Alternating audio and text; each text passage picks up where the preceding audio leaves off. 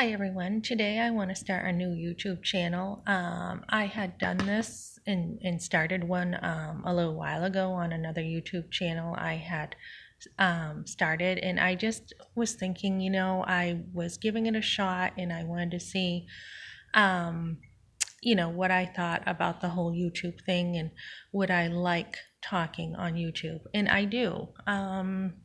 It's something that I want to share, and I think this is a good medium to reach out to people. It's great. It's a great way to get your information across.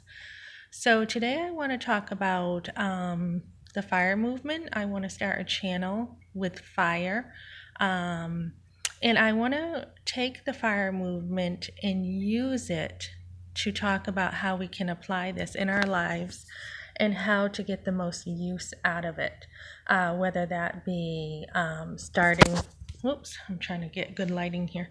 Whether that be starting a family with the frugal movement, whether it would be, or the FIRE movement, or whether it's, getting things that you would like to have in life, because the more you save, the more money is in your pocket, and what you can do when money is in your pocket. But I think I want to start off in a sequence and talk about, first of all, abortion with FIRE. One of the number one reasons I'm hearing that women or girls do not want to keep their children or their babies is because of money. So this is a big subject, and I'm thinking about how to talk about this. I want to speak from the heart. So money is really not a good reason to have an abortion. The lack of money. We have seen families through generations take children in, take children when they had very little money to take care of them. So how can we debunk some of these myths about abortion? First of all, we live in America, and there are so many resources to help raise your children. I personally want to talk about pretty much living on nothing. When you don't have money to have children, how do you go about doing that? Or when you don't have a lot of money to have children?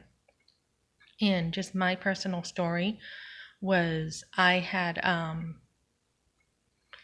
come from a place where I had gone and had an education. I had gone further than my high school education. I graduated early from high school, and I went further in my education, and I thought I would have a career, and that was the path I was taking. And then it looked like we probably couldn't even have children, and lo and behold, I was pregnant when I was in school. So from there, I decided to stay home. This was when I went to secondary schooling, and I decided to stay home. And it made sense for me to accept Medicaid and to take that cheaper route of staying home and accepting the Medicaid rather than working while I was pregnant. It just didn't seem to make sense to me. A woman needs more care when she's pregnant. She needs more to take better care of herself. She needs time to just really care for herself as well as she can, because she's carrying that baby. So what made sense was to take the Medicaid, and the whole birth was free with Medicaid. So right there, if we have children, and this is with whether you're married, which I was, or whether you're single, that Medicaid takes care of the baby. And even if you can't get the Medicaid, what we chose to do years down the road was have a home birth. And the home births are much cheaper. They're willing to work with you. We live close to a hospital, so that worked for us. And so the home births, they're willing to take payments usually, and the care I found is just outstanding in home births. So what we want to do is we want to take, that resource and be able to have our children. It's much cheaper in the end having that Medicaid and just being able to take that little bit of help to have your baby than to think about the cost of abortion. And I'm not just talking about the cost financially, however much they're charging. I'm talking about the cost with your life. I mean, not only do you lose the life of your baby, but you lose something. And nowadays we hear, oh, this is my body and I can do what I want with it. But the truth is, it is your body, and not only your body, but your baby's body. And it is a baby. And we see that with the ultrasounds. We see that the child is born, even if they're born prematurely, the baby's born. And it is a baby. And it is a baby with the ultrasound. So we know that we are definitely carrying. And if we think about just the terms of, it's our body, why would you even want to do that to your body? Why would you want to have your baby taken from you? I mean, it's so unnatural, I guess is the word. It's so unnatural to just think about your baby being torn from you, to be scraped out of your uterus, to be pulled out, to be cut up in pieces, to be vacuumed out, and then some women don't even have the aftercare to go back and make sure that they get on the pill, or they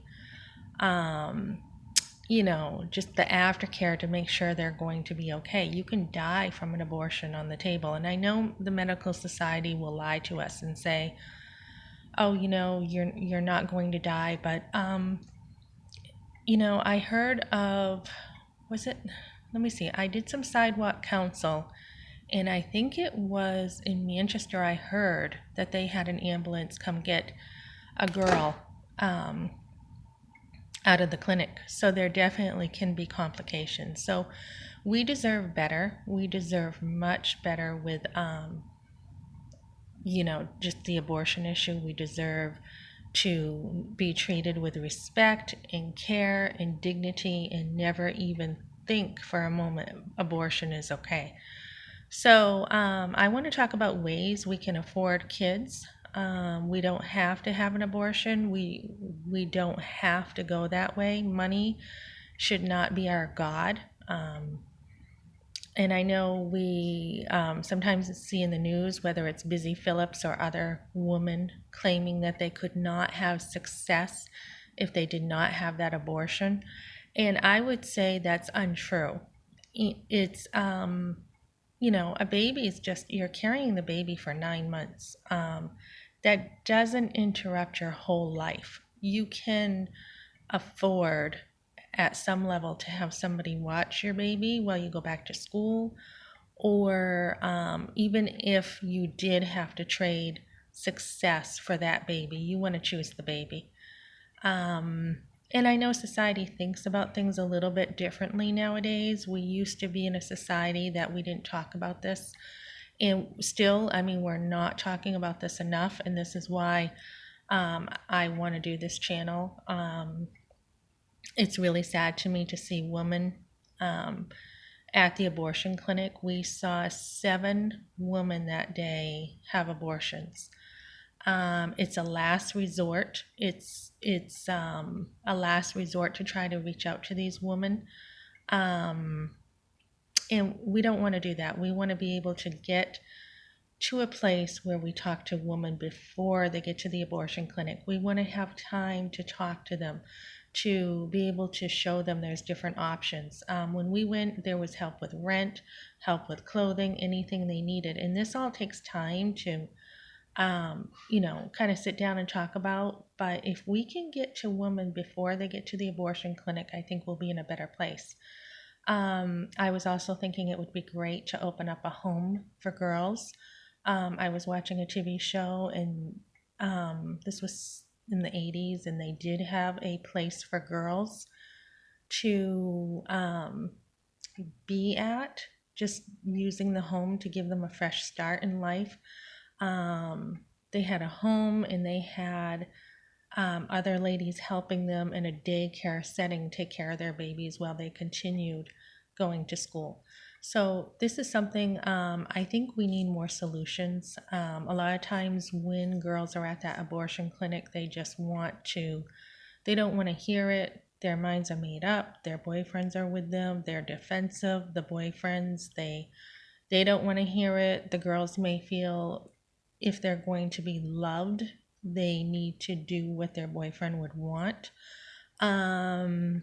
So yeah, I think sidewalk counsel is great, and I think we have freedom of speech to talk to these girls, but I think it would be so much better to have a place where we can talk to girls before they get to that place of crisis.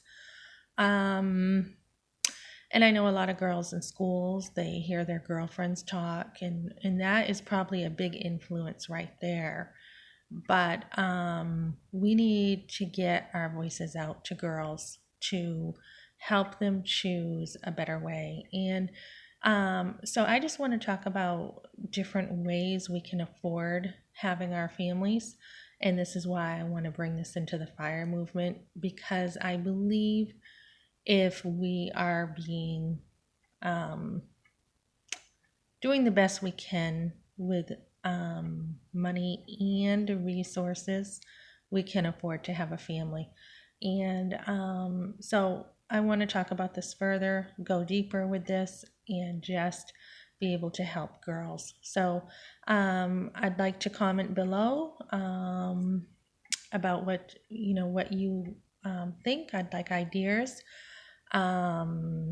So I'm going to ask you to subscribe if you could to my channel, and I'd like to get a lot of support for this. And this isn't just I'm not here just to entertain. There are many great YouTube videos that entertain, but this is something that I'm speaking from my heart about, and it's a lot to talk about. So I'm kind of all over the place in this video, but I'd like to be able to get to a point where we can have a community of discussion and really find solutions to help girls with the abortion movement and the FIRE movement, and put them together so that families can afford to have children. And when you do have a family, being able to take good care of your family, being able to be there as a mother.